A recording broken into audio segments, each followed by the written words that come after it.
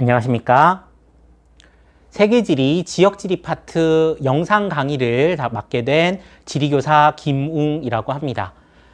원래 우리가 여름방학 방과후 학교를 개설을 추진했었죠. 그런데 시간이 잘 맞지 않는 친구들도 있고 조금 더 학교 수업보다는 유연하게 어느 장소에서나 학습을 하겠다 하는 친구들도 있어서 방과후 학교를 여는 대신 이렇게 영상으로 만나게 되었습니다. 관련 교재나 자료들은 희망하는 친구들에 한해서 PDF 파일을 이미 제공을 해드렸고요. 그 밖에 이 영상을 통해서 처음으로 만나지만 그래도 한번 학습을 하면 좋겠다 하는 친구들에게는 더보기란에 링크로 파일을 제공해드리고 있습니다. 참고하시면 되겠습니다. 이 부분은 1학기 때 학습했던 1, 2, 3단원을 각 지역별 특징과 연계해서 응용하는 단원입니다. 그래서 새로운 지식이 많다기보다는 이미 배웠던 지식들이 각 지역에 어떻게 연결되는지를 중점적으로 살펴보면 됩니다. 그래서 학습할 내용은 비교적 적고 간단하지만 대신 아주 세부적인 지역의 특징이 나오는 부분도 있기 때문에 그러한 부분을 위주로 학습해 주시면 좋겠습니다. 이 부분을 방학 때 먼저 보시고 2학기 때 이제 실제 수능이나 여러 가지 준비를 한다면 훨씬 도움이 될 테니까요. 이렇게 개념을 여기서 정리한 다음에 뭐 EBS라든지 기출문제라든지 하는 수능을 준비를 위한 여러 가지 절차를 밟으시면 되겠습니다. 자, 그러면 2학기 부분 첫 단원 4단원부터 내용 들어가도록 하겠습니다. 자, 4단원은 제목이 몬순아시아와 오세아니아네요. 몬순아시아는 우리나라가 속해 있는 동아시아와 그 밖에 동남아시아, 남부아시아 이런 지역입니다. 자, 이게 어떤 특징을 갖고 있길래 하나로 묶였을지 한번 살펴보시고 이 오세아니아 지역은 오스트레일리아나 뉴질랜드와 같은 나라로 대표되는 지역이잖아요. 여기가 우리 몬순아시아 지역하고 상당히 많은 교류가 있는 지역이라고 합니다. 그래서 이 두 지역을 묶어서 한 단원으로 정리를 해둔 것이고요. 전통적인 생활 모습에서부터 오늘날의 지역 교류에 이르기까지 내용들을 살펴보도록 하겠습니다. 4단원부터 8단원까지 있는 전체 단원 중에 이 4단원의 내용이 가장 많습니다. 왜냐하면 우리가 속해 있는 지역이고 또 많은 인구가 거주하고 있는 지역이기도 하기 때문이죠. 자, 그러면 1강 몬순아시아의 전통 생활 모습부터 살펴보도록 하겠습니다. 전통 생활 모습이라는 건 결국 이 지역의 자연 환경과 연관이 깊습니다.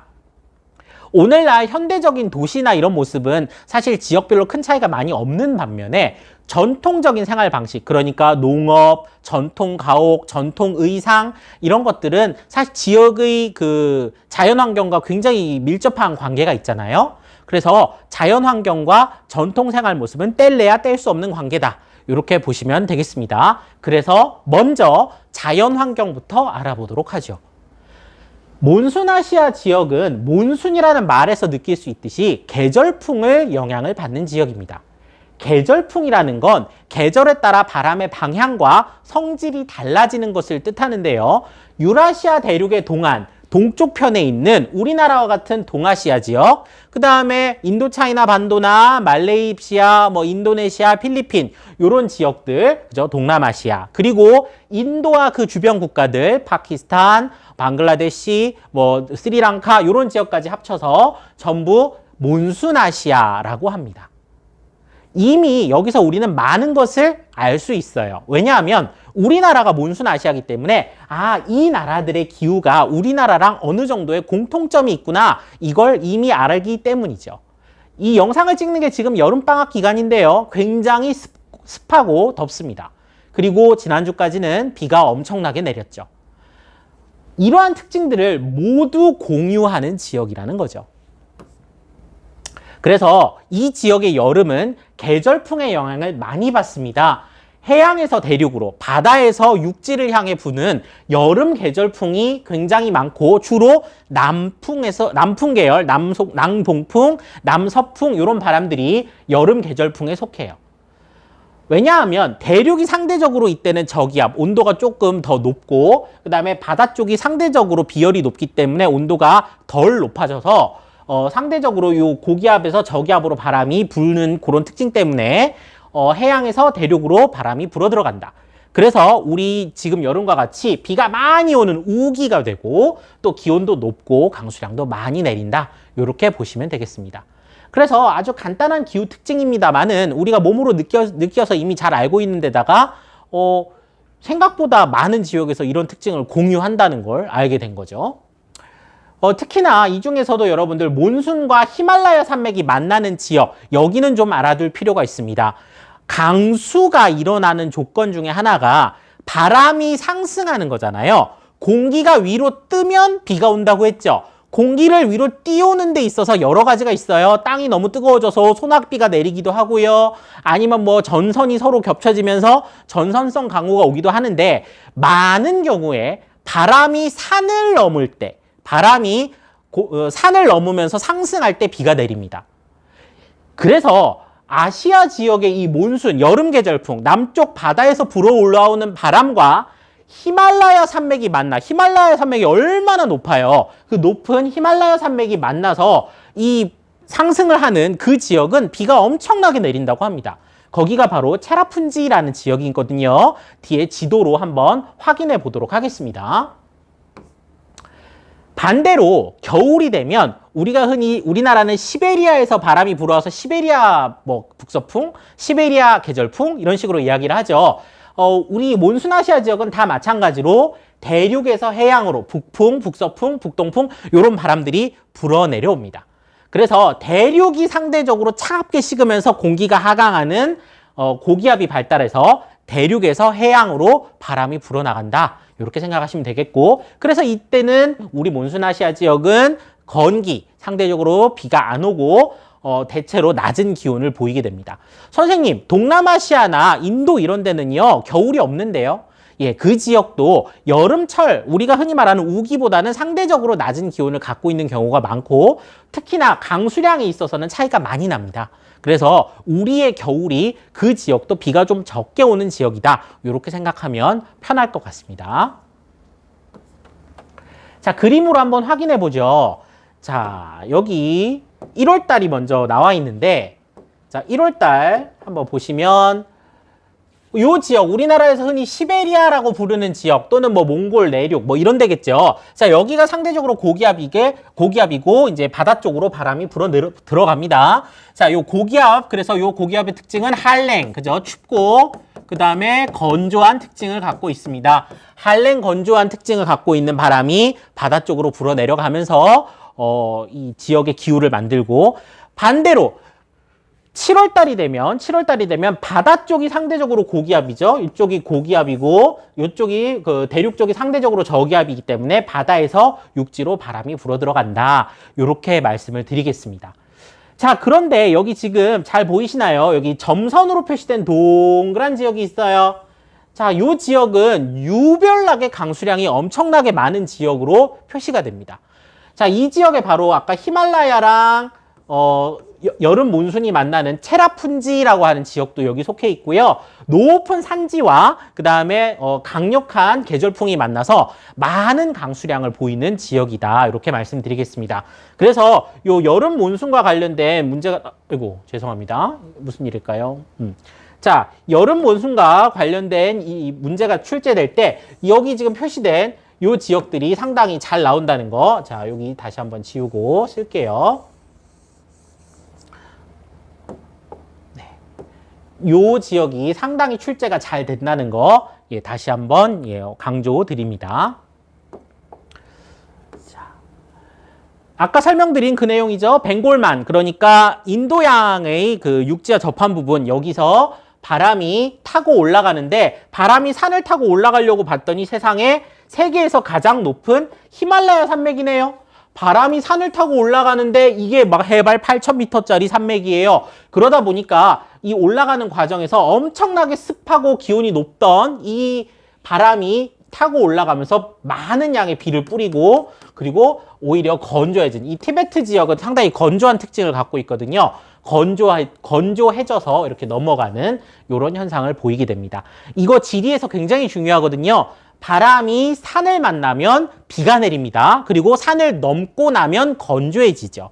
그래서 이쪽 사면, 그러니까 바다에서 산을 타고 올라가는 이쪽을 바람바지라고 표현하죠. 바람을 받아들인다 해서 바람바지 사면이고, 반대쪽으로 이렇게 내려가면서 건조해지는 데를 비그늘 또는 바람 그늘이라고 하죠. 그래서 바람 바지 사면에서는 비가 오고 비그늘 사면은 건조하다. 이런 내용도 2단원에서 우리가 이미 학습을 했으니까 한번 잘 챙겨보시기 바랍니다.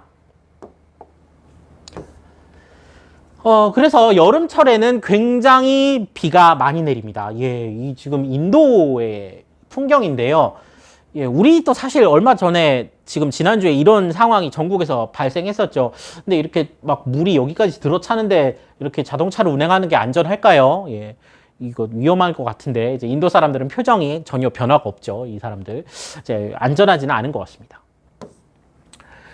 그리고 이제 타이에 가면 4월 혹은 5월쯤 돼서 이제 송크란이라고 하는 축제를 합니다.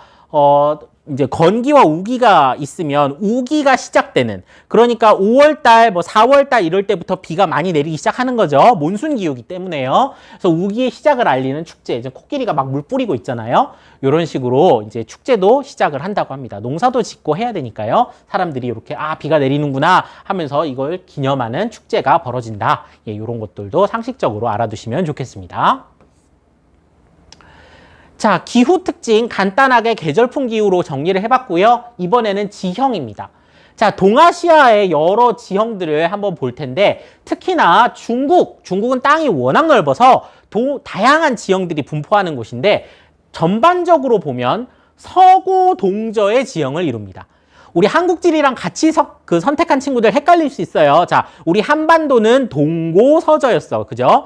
경동성 요곡운동의 작용을 받아서 융기가 동쪽에서 일어났기 때문에 동고서저다 이렇게 했는데 중국은 서고동저네요. 중국 내륙은 굉장히 험준한 산맥으로 구성되어 있고 서쪽으로 올수록, 그러니까 우리나라의 서해안 쪽으로, 동쪽으로 올수록 우리나라 서해안에 가까울수록 평야를 이루고 있다. 이렇게 이제 정리가 됩니다. 그리고 일본은 판의 경계에 위치해 있기 때문에 굉장히 많은 화산 그리고 지진이 활발하다. 이런 것들은 우리가 상식적으로 알고 있는 내용이죠.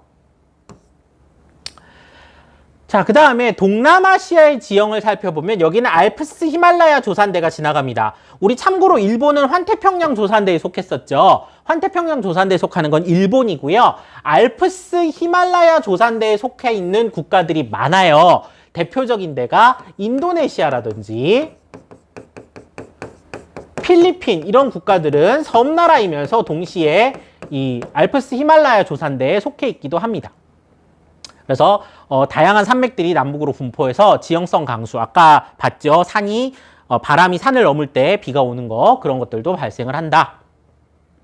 그리고 메콩강, 짜오프라야강, 이라와디강 뭐 이런 큰 강들이 흐르는데 특히나 이런 큰 강들은 물이 쌓아놓은 평야가 넓게 발달합니다. 삼각주라든지 범람원과 같은 충적 평야, 강이 쌓아놓은 이런 평야가 발달하면서 이 지역에서 벼농사를 짓게 돼요. 벼농사의 특징 우리 한번 공부를 해볼까요? 벼농사는 기본적으로 물이 많이 필요해요. 논이 있어야 되잖아요. 이 벼의 고향은 원래 열대 지역의 습지였다고 합니다. 그래서 높은 온도와 많은 물이 필요한데 이 동남아시아 지역에 이런 큰 강 유역이 물도 많고 온도도 높기 때문에 쌀 농사를 짓기에 아주 좋다. 이렇게 이야기가 되죠. 1년에 쌀이 2번 혹은 3번까지도 수확되는 그런 지역입니다. 자, 그리고 남부아시아의 지형도 간단하게 살펴보면 자, 인도 북부에 세계에서 가장 높은 히말라야 산맥이 위치해 있습니다. 여러분들 2단원에서 배운 내용이 딱 떠올라야 돼요. 히말라야 산맥, 대륙판과 대륙판이 만나서 엄청나게 높아진 산맥이다. 그래서 조산대에 위치한 산맥이긴 하지만 화산 활동이 없다. 지각판이 너무 두꺼워서 이런 내용도 학습했었죠. 그리고 인도의 서고츠 산맥, 동고츠 산맥이라고 그래서 이렇게 인도가 이렇게 마른 목골로 생겼는데 이 아래 턱에 해당되는 부분에 산맥들도 분포합니다. 그리고 인도에서는 유명한 강이 하나 있죠. 겐지스 강입니다. 우리 종교 배울 때도 되게 중요했죠. 이 겐지스 강 중하류 지역에 힌두스탄 평원이라고 하는 넓은 평야도 분포하고 그다음에 데칸 고원이라고 하는 넓은 용암 대지도 분포하는 것을 지도를 통해 확인할 수 있어요. 자, 그러면 이제 지도나 경관 사진을 통해서 이러한 각 지역들을 확인해 보도록 하겠습니다.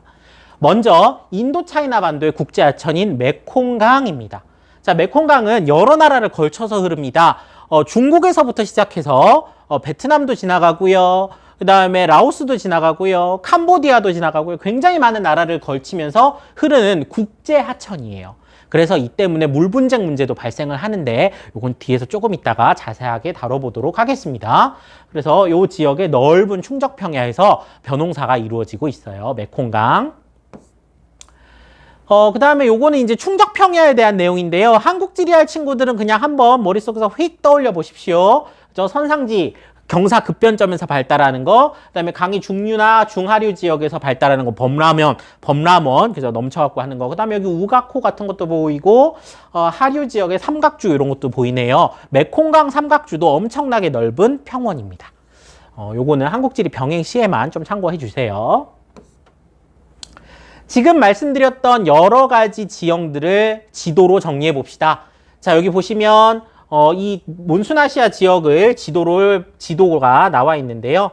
자, 여기 보면 히말라야 산맥, 세계에서 가장 높고 험준한 산맥이죠. 그죠? 두 판이 만나서 형성된 히말라야 산맥이 있고, 자, 마른 목골인 인도를 이렇게 양쪽으로 이렇게 감싸고 있는 동고츠, 서고츠. 그리고 아까 얘기했던 요 사이에 용암대지가 있거든요. 데칸고원이라고 하는 용암대지도 발견이 됩니다.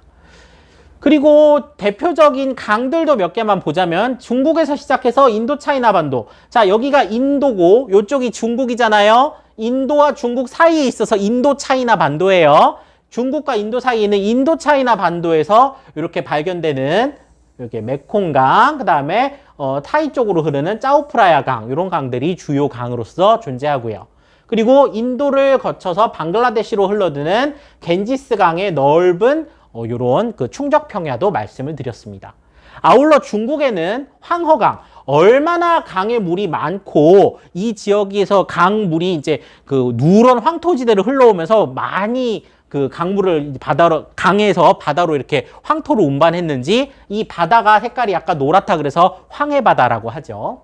그리고 창장강은 여러분들 들어본 적 별로 없을 거예요. 창장강의 영어식 명칭인 양쯔강, 뭐 영어식 명칭이라고 해야 될까요? 어쨌든 또 다른 명칭인 양쯔강이라고 더 많이 할 텐데 중국 사람들이 이걸 장강이라고 합니다. 장강, 요걸 한자로 하면 이제 중국식 발음하면 창장이 된다고 하네요. 그래서 이걸 창장강이라고 하는데 조금 이름이 좀 어색하긴 하지만 흔히 말하는 양쯔강이다 이렇게 보시면 되겠습니다. 그래서 다양한 지형들 여기서 소개를 한번 해드렸습니다. 지도에서 위치 한번 확인해 주십시오.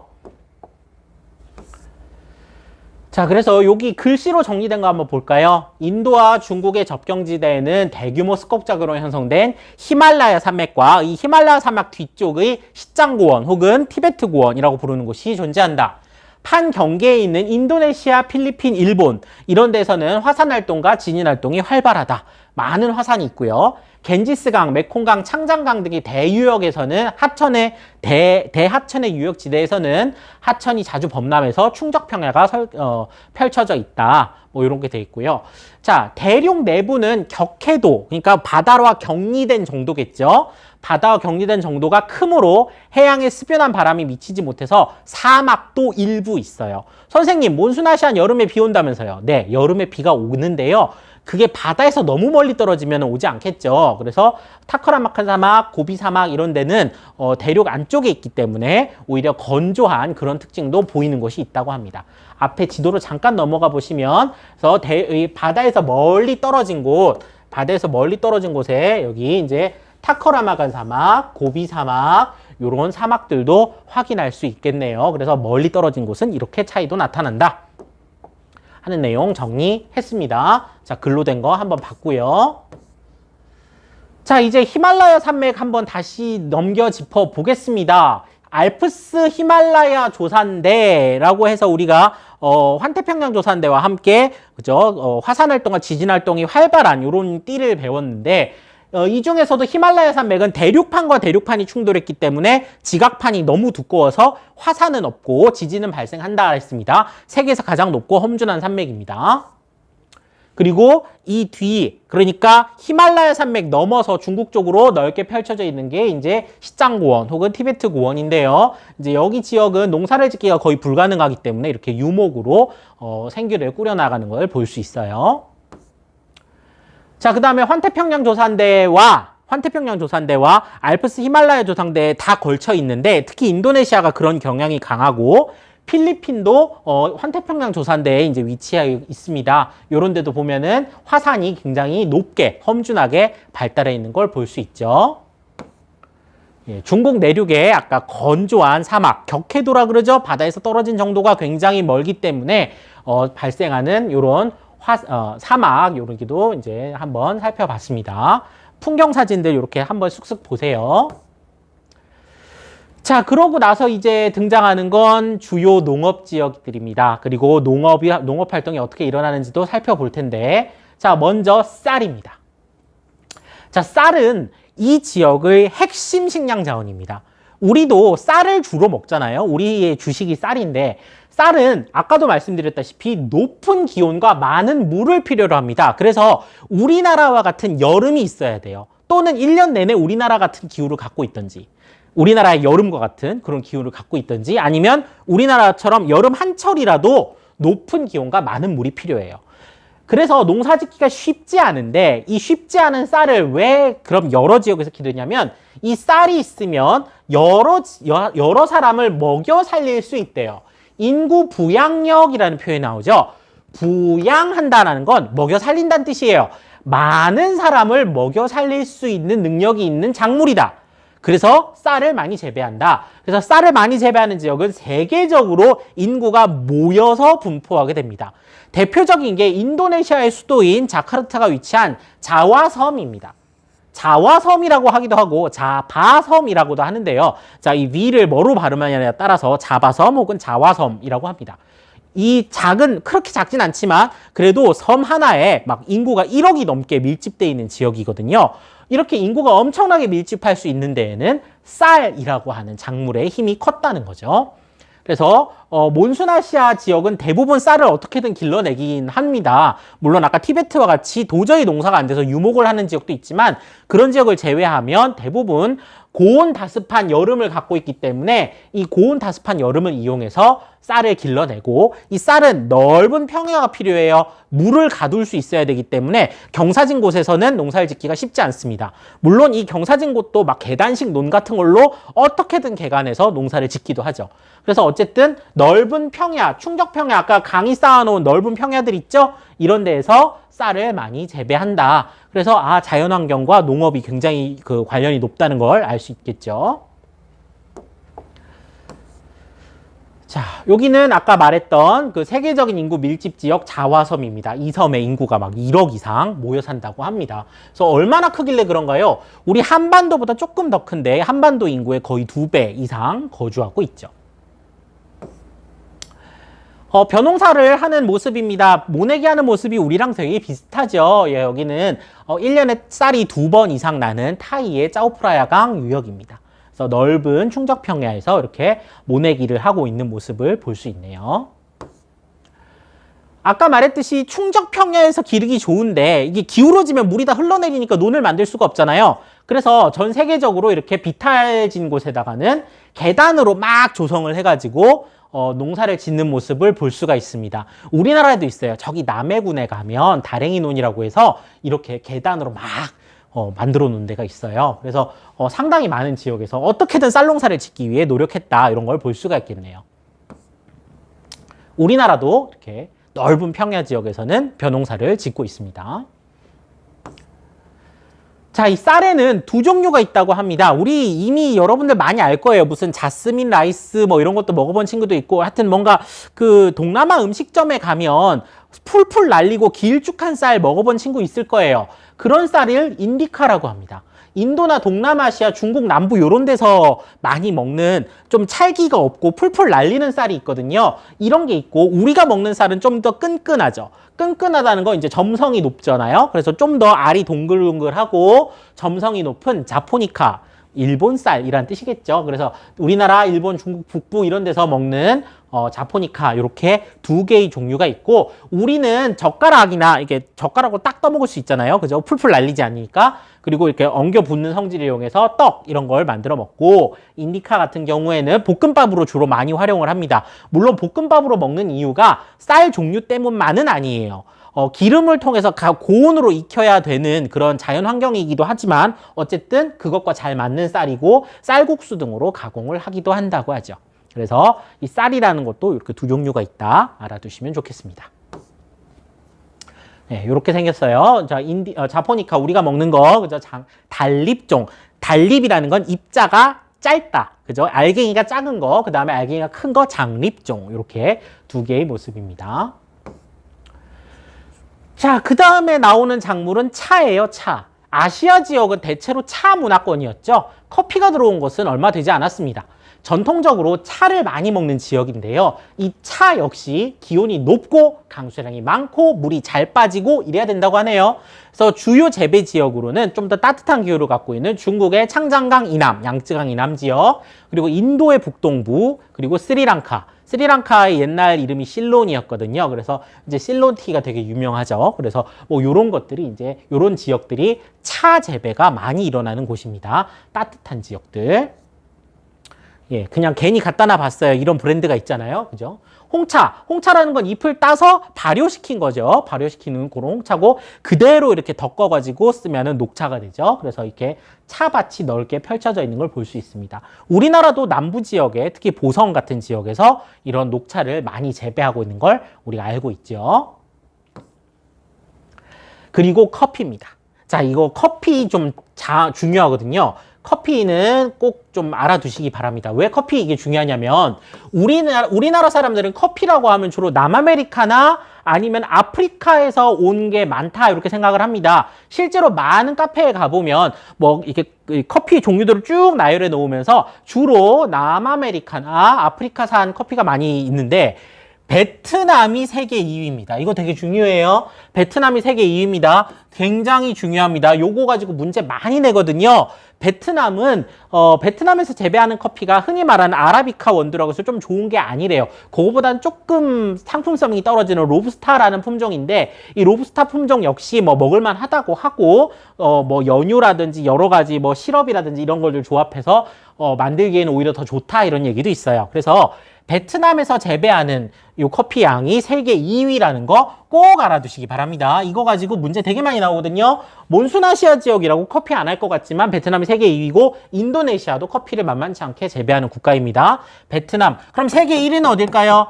자, 커피 세계 1위는 여러분들이 잘 알다시피 예, 브라질입니다. 자, 브라질, 베트남 이렇게 이제 기억을 좀 해두시면 좋겠네요. 그래서 몬순아시아 지역에서도 커피 재배한다는 거 잊지 마시고요. 그래서 베트남에서 이렇게 커피 열매죠. 커피 체리라고 하잖아요. 요거 이렇게 따가지고 씨앗만 걸러내서 이렇게 볶아가지고 활용하는 거. 자, 그 다음에 나오는 농작물은 목화입니다. 목화. 그죠? 중국에서 몰래 씨앗을 숨겨 들어왔다는 그죠? 이 목화. 면을 만들잖아요. 옷감을 만드는 예, 그런 농작물입니다. 연 강수량이 1000mm는 넘어야 되고 무상, 그러니까 서리가 내리지 않는다. 무상 기간이 긴 열대나 온대기후 지역에서 많이 재배를 하고 중국 화중 지역, 수능 특강에 이런 표현이 나와 있어요. 중국 화중 지역은 또 무슨 뜻이에요, 선생님? 뒤에서 지도로 한번 확인할게요. 그 다음에 인도의 데칸고원, 아까 얘기했죠? 인도 중부 지역에 넓게 차지하고 있는 용암대지 지역입니다. 이런 데서 목화를 많이 재배한다고 하니까 여기도 한번 보죠. 넘어가세요. 자, 그래서 목화밭 하얗게 솜이 피었습니다. 그렇죠? 이렇게 솜이 하얗게 핀 이 지역에서 이렇게 사람들이 목화를 이렇게 수확하고 있는 모습이고요. 넘어가세요. 네. 아까 화북, 화중, 화남 뭐 이런 표현이 있다고 했어요. 특히나 뭐 화중 지방에서 많이 목화를 한다라고 했을 때 이게 무슨 말인가 한번 봅시다. 자, 중국의 주요 강, 여기 지금 아까 옛날 이름으로 양쯔강이라고 돼 있는데 창장강이라고 하잖아요. 이 창장강과 황허강 사이 지역을 화중지역이라고 합니다. 그리고 황허강 북쪽을 화북평야, 화북지역이라고 하고 창장강 남쪽을 화남평야라고 합니다. 그래서 북, 중, 남 이렇게 있고 우리가 흔히 만주라고 부르는 지역은 동북이라고 해서 둥베이 평야 이렇게 표현하죠. 그래서 황허강과 창장강 사이의 지역을 화중평야라고 하는구나. 그래서 중국의 요 가운데 토막쯤이구나. 이렇게만 보시면 되겠습니다. 이 막 농작물의 분포 지도를 가지고 막 이렇게 어느 지역에서 많이 재배되고 이렇게까지는 잘 묻지 않아요. 아까 강조드린 베트남 커피 세계 2위 요 정도 잘 기억해 두시고 몬순아시아에서는 굉장히 많은 지역에서 쌀을 먹는다. 이런 것들은 핵심이니까 기억해 두시기 바랍니다. 자, 그래서 수능 특강에 있는 요 자료를 한번 살펴보도록 하죠. 자, 먼저 우리나라와 일본, 중국, 그 다음에 요 인도의 겐지스강 유역, 방글라데시의 겐지스강 유역, 그 다음에 인도 차이나 반도에 걸쳐서 넓게 이렇게 농사를 짓고 있는 약간 그 밝은 회색에 해당되는 지역이 바로 논농사, 쌀 농사 지역입니다. 그래서 상당히 많은 부분을 차지하고 있죠. 그리고 나 부분 짙은 색으로 표시된 게 주로 이제 쌀 농사가 좀 추워서 잘 안 되는 지역이에요. 여기는 또 춥거나 혹은 뭐 이렇게 기후가 잘 안 맞거나 건조하거나 뭐 여러 가지 이유로 잘 안 되는 지역. 여기서는 밀이라든지 목화라든지 이런 거를 많이 재배합니다. 그래서 밭농사 지역이 이렇게 짙은 회색으로 나와 있고, 그 다음에 여기 점박이 무늬 점점 찍혀 있는 데는 아주 건조하거나 아주 해발 고도가 높은 이런 지역이에요. 여기는 지금 유목, 그죠? 여기는 그 농사를 짓기가 어려워서 이제 가축들을 끌고 다니면서 이 지역 저 지역 돌아다니는 유목 생활을 하고, 그다음에 라번이 아주 좁게 나타나거든요. 여기 지금 보면 여기 보르네오 섬이라는 섬이에요. 이 보르네오 섬 요 주변에 아주 작은 지역으로 여기 지금 화전이 나타납니다. 이게 크게 중요한 건 아니지만 그래도 이 부분에 이 자연 환경 파괴에 있어서 되게 많은 지금 안 좋은 역할을 하고 있거든요. 그래서 화전이라는 것도 있구나. 화전이라는 건 숲을 불태워서 밭농사를 짓는 방법이거든요. 그래서 이 화전이라는 것도 농사 방법에 있구나 하고 알아두시면 되겠습니다. 수능 특강에 처음 들어간 그림이에요. 작년까지 없었는데, 그래서 이런 걸 가지고 구분을 하는 문제도 혹시 출제되지 않을까 조심스럽게 생각해 봅니다. 자, 작물별로 봤으면 지역별로도 잠깐만 볼게요. 중국의 화남 지역은 벼의 이기작. 이기작이라는 건 연속으로 2번 농사가 가능하다는 거죠. 그래서 이 기작이라는 건 1년에 쌀이 2번 나온다. 요걸 이어짓기라고 합니다. 그렇죠? 2번에 걸쳐서 이어서 지을 수 있다. 반면 중국 북동부 지역은 쌀 농사보다는 이게 농사가 좀 어려워요. 추워서. 그래서 밀이나 옥수수 같은 밭농사 위주로 진행을 한다. 그리고 아주 건조한 중국 내륙 지역은 유목을 하거나 관계농업, 다른 데서 물을 끌어오는 거 있죠? 이런 것들. 여러분들 아마 배웠을 거예요. 기후 단원에서 뒤에서 또 나올 겁니다. 그죠? 뭐 이렇게 다른 데서 물을 끌어오는 여러 가지 방법이 있죠. 야, 그것도 한번 생각을 해보시고, 그 다음에 오아시스 농업 이런 것들도 실시한다. 주로 몽골이라든지, 그다음에 신장 외유월 자치구 이런 데서는 유목이나 관계농업 아주 건조한 이런 지역도 있다. 그래서 중국의 농업 특징 간단하게 살펴봤고요.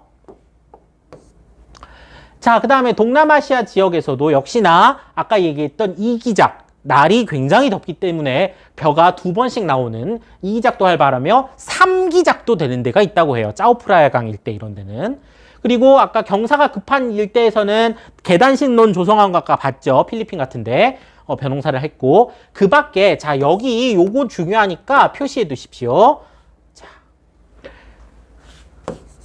굉장히 중요한 표현입니다. 기름야자, 고무, 바나나, 커피 이런 거는 식량 자원은 아니죠. 물론 기름야자, 바나나, 커피 먹는 거긴 해요. 근데 이거는 주로 뭐 어쩌다가 간식이라든지 기호품이지 이걸 주식으로 삼을 수는 없어요. 쌀 뭐 이런 거하고는 달라요. 고무는 먹을 수 없죠. 주로 판매를 하기 위한 대농장, 플랜테이션이 발달한다. 플랜테이션 표현 배웠을 겁니다. 아마 그죠? 주로 열대 지역에서 선진국 대기업들이 이렇게 들어오면서 이 지역의 노동력을 활용해서 대농장을 만들어서 그 생산하는 거. 그래서 식량 자원이 아니라 주로 판매하기 위해서. 기름 야자라는 거는 기름을 짜는 거죠. 야자나무 같이 생겼는데 팜유라고 하는 기름이 나옵니다. 혹시 요즘에 많이 나왔을 거예요. 어딘가 매체에서 팜유 할 텐데 예, 아마 여기서 따온 것 같아요. 기름 야자에서 짠 그런 그 기름 팜유, 그 다음에 고무, 바나나, 커피 이런 대농장들이 발달한다. 동남아시아에서 나타나는 중요한 특징이고 요런 작물들의 어떤 많이 재배하는 국가 이런 것들도 뒤에 나옵니다.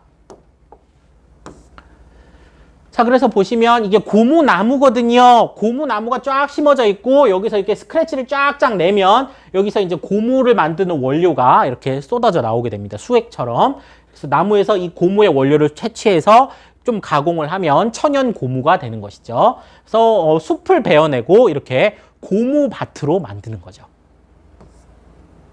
그리고 아까 말씀드렸듯이 이 기름 야자, 그죠? 팜이라고 하죠. 기름 야자. 여기 이런 야자나무 같은 것들이 쫙 있고 여기서 열매를 수확해서 기름을 짠 거예요. 이게 팜유라는 건데요. 빵이나 과자를 만들 때, 라면을 만들 때 유용하게 사용되는, 그래서 우리 가정에서는 많이 쓰지 않지만 식품 공업에서는 되게 널리 쓰이는 이러한 작물이고, 이 기름 야자 플랜테이션을 하기 위해서 열대우림 파괴가 굉장히 심각하다고 해요. 아까 얘기했던 보르네오 섬 같은 데서 이 열대우림 파괴 문제 때문에 이렇게 오랑우탄 같은 야생동물의 서식지를 잃어가고 뭐 이런 문제가 굉장히 심각하게 나타난다. 이런 얘기를 하죠. 자, 그 다음에 이제 남부아시아입니다. 남부아시아도 아까 보면 겐지스강 하류 지역, 방글라데시가 위치한 이 지역이나 인도반도 해안에서는 벼농사가 활발하고 데칸고원, 아까 말했던 용암대지에서는 목화 같은 것들도 많이 재배한다. 이렇게 나오네요. 자, 이제 농사 이야기 다음으로 이제 각종 주민생활 이야기를 좀 더 해보도록 하겠습니다. 자, 먼저 쌀. 이 지역의 핵심 농작물이 쌀이기 때문에 당연히 음식 문화 역시 쌀 위주로 발달할 수밖에 없었죠. 우리나라나 일본, 중국 북동부는 자포니카, 아까 얘기했죠? 떡, 초밥 뭐 이런 거 먹는 거. 그 다음에 중국 남부나 동남아시아 남부 지역 이런 데는 인디카, 그죠? 풀풀 날리는 쌀 이런 걸 먹는다고 했어요. 그래서 베트남의 흔히 포라고 되어 있죠. 쌀국수 말합니다. 쌀국수. 그 다음에 인도네시아식 볶음밥, 나시고랭. 그 다음에 인도의 탈리 정식. 인도는 주로 향신료를 이용해서 많은 요리를 하잖아요. 그 향신료를 조합한 여러 가지 비법 소스를 다 커리라고 하고, 그 커리와 함께 먹는 이제 탈리 정식 이런 것들이 이제 주로 쌀과 함께 발달한 음식 문화다. 그래서 이 지역들은 전부 쌀 문화권이다.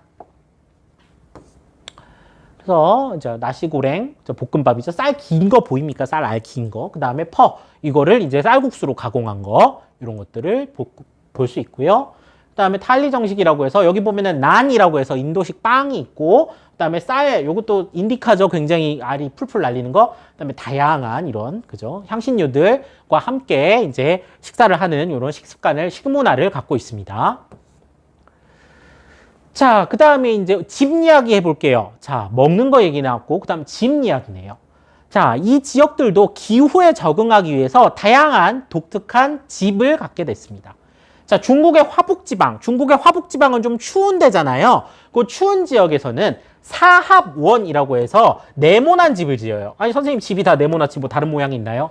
네, 집을 이렇게 안뜰로 구성을 하는 거죠. 집을 이렇게 한 채, 두 채, 세 채, 네 채를 만들어서 4개의 집이 합쳐졌다 이래서 사합원이에요. 선생님 출입은 어떻게 해요? 대문 같은 걸 이쪽에 뚫어놓거나 아니면 요 사이로 들어오거나 이러겠죠. 그래서 추운 겨울을 대비하기 위해서 요 안뜰을 만들고 요 안뜰 안에서 야외 생활을 할 수 있도록 하고 바람이 집 안으로 들어오는 것을 막기 위한 이런 구조를 갖게 됐습니다. 이따 사진으로 보게 될 거고요. 그 다음에 동남아시아 지역에서는 우리가 기후 때 배웠던 고산가옥, 그죠? 땅이 너무 습하고 열기가 많으니까 땅에서 띄워지는 거죠. 땅에서 살짝 띄워지는, 뭐 요즘 말로 하면 필로티라고 할까요? 그런 게 있고, 또는 아예 물 위에, 물에서 이렇게 수면에서 띄워지는 수상가옥 이런 것들을 많이 짓습니다. 왜냐하면 지면에서 올라오는 열기 이런 것도 막고 벌레가 이렇게 집 안으로 들어오는 것도 어느 정도 막을 수 있기 때문이죠. 자, 그 다음에 세 번째. 자, 이건 모든 일본 지역에서 나타나는 건 아니고 기후현이라고 일본에서 눈 많이 오는 데가 따로 있어요. 이 눈 많이 오는 지역에서 지붕에 눈이 쌓이는 걸 막기 위해서 급경사의 지붕을 완전 깎아지른 듯한 이런 집을 짓습니다. 이런 걸 이제 합장가옥이라고 하는데 가쇼즈쿠리라고 해요, 일본어로. 이게 보면 합장한다는 게 손을 이렇게 모으는 거잖아요. 왜 서양 사람들은 동양 사람들이 다 이렇게 인사할 거라고 보고 동양 사람들은 항상 막 이렇게 인사를 하잖아요. 그죠? 자, 요게 이제 합장입니다. 손을 합치는 거예요. 이 손을 합치는 요런 모양으로. 이렇게 가파른 지붕을 만들었다. 이게 합장가옥입니다. 자, 그래서 보시면 이게 4번이에요. 자, 집을 네 방향으로 둘러쳐서 바람이 집 안으로 많이 들어오지 못하게 하는 화북지방의 가옥 구조입니다. 자, 그 다음에 고산가옥. 자, 여기도 보면은 동남아시아 지역에 이제 덥고 습한 기후를 적응한 그런 것이죠. 아래쪽에는 여러 가지 생활 공간, 뭐 창고같이 쓰고 사람들을 요 위에 집에서 생활하는 이런 모습입니다. 또 습기와 열기, 해충으로부터 보호받기 위해서죠. 자, 그 다음에 수상가옥도 마찬가지입니다. 물 위에 지어버리면 땅을 기어다니는 벌레 같은 게 굉장히 많이 피할 수 있으니까 아예 이렇게 물 위에다가 집을 지어서 생활하기도 합니다. 자, 그 다음에 합장가옥입니다. 요렇게 생겼다 그랬죠? 요렇게 생긴 아주 급한 경사의 지붕을 갖고 있는 가옥이고, 뭐 가쇼즈쿠리 뭐 이렇게 표현하기도 한대요. 눈 오면 이렇게 됩니다. 그래서 눈이 너무 많이 쌓이면 이게 무너지니까 이걸 막기 위해서 이렇게 지었다. 요런 다양한 가옥들 한번 알아봤고요. 그 다음에 이제 우리 뒤에 넘겨보면 의상이 나오잖아요. 여러 가지 의상이 있을 텐데 한번 보죠. 자, 중국에서도 특히나 좀 추운 지역에서 많이 입는 두꺼운 비단으로 만든 치파오라는 옷입니다. 치파오. 그래서 이거는 여러 개의 비단을 이렇게 감싸가지고 겨울철에 이렇게 이제 좀 추위를 막기 위한 그런 옷입니다. 요 치파오가 베트남으로 갔어요. 베트남으로 갔는데 베트남은 덥단 말이에요. 치파오를 그대로 입을 수가 없죠. 모양이 굉장히 유사하지만 하늘하늘 날리는 천으로 만들었네요. 그래서 중국의 전통 의상인 치파오가 이 베트남으로 전래되면서 아오자이라고 하는 옷이 됐고, 그 다음에 비가 많이 오고 이래서 이쪽에 이제 열기도 습하고 열기도 많고 이러니까 모자도 삿갓 모양의 이런 모자를 썼네요. 농이라고 합니다. 그래서 아오자이와 농, 이게 이제 베트남의 전통 의상이 되겠습니다. 지금 먹는 얘기 있고 이제 막 집 얘기 있고 이제 옷 얘기가 나오네요. 인도 역시나 덥고 습한 기후에 적응하기 위해서 얇은 재질로 이렇게 사리, 도티 이런 표현도 우리 수능 특강에 그림으로 나와 있죠. 그림으로 나와 있는 거 이렇게 본 거예요. 자, 미얀마도 굉장히 습하고 덥고 하니까 바지보다는 오히려 펄렁펄렁하게 이렇게 바람 잘 통하는 치마 형태의 옷을 남녀가 모두 입죠. 그죠? 이런 거 론지. 이거는 미얀마 사람들은 아닌 것 같아. 그죠? 여기 관광 온 사람들이 이렇게 입어본 것 같아요. 론지. 그다음에 필리핀 역시 얇기 때문에 파퀴아오죠. 여기 얇은 옷의 재질을 갖고 있는 바롱이라는 옷이 전통 의상이다. 그래서 다양한 전통 의상들 사진도 한번 살펴봤습니다. 여기 있는 요 제목에 필기하면 되겠죠, 여러분들. 전통 의상까지 한번 살펴봤어요. 그러면 지금 이번 시간에 몬순아시아의 기후 잠깐 봤고요. 다양한 지형도 봤고요. 그 다음에 농작물 봤죠. 쌀, 차, 목화, 커피 이런 것도 봤고요. 그 다음에 이거에 따른 식생활, 그죠? 그 다음에 집, 그리고 옷까지 해서 전통적인 생활 모습을 쭉 살펴봤습니다. 자, 다음 시간에는 이 지역에 존재하는 다양한 자원 분포, 그리고 오늘날의 산업 이런 것들도 알아보는 시간을 갖겠습니다. 자, 여기까지 하겠습니다. 고생 많으셨습니다.